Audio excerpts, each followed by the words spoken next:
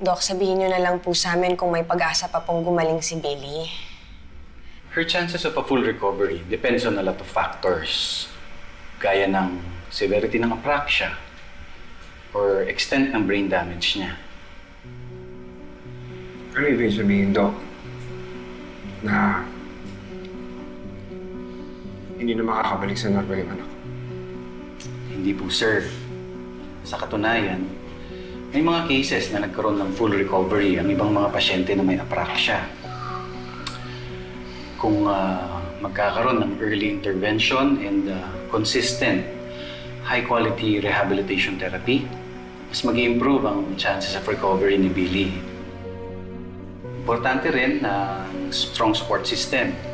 Pati na rin ang motivation ng pasyente na mag-undergo ng therapy para bumuti ang lagay niya.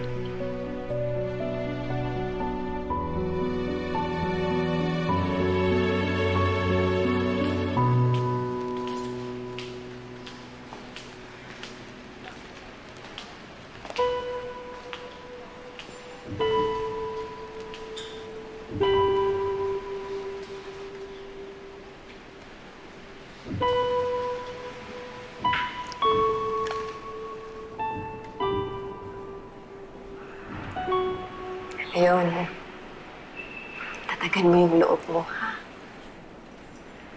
Pagsubok lang to. May awa ang Diyos at malalagpasan din natin to. Paano kung hindi na makabalik sa dating anak ko?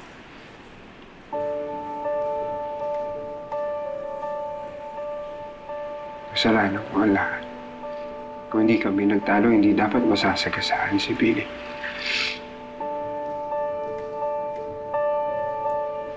Kasama akong ama dahil yung huni pa namin pag-uusap, puro sama pa ng loob na nasabi namin sa isa't isa.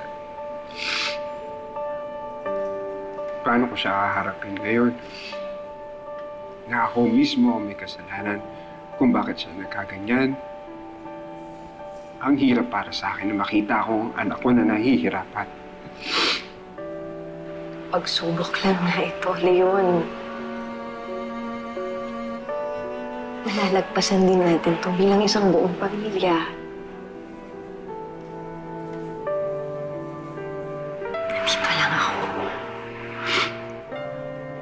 Hindi ko kayo papabayaan hanggang gumaling si Billy.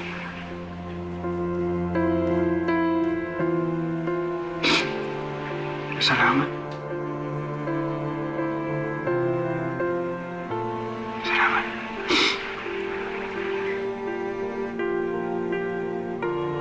Para ko na ring anak si Billy.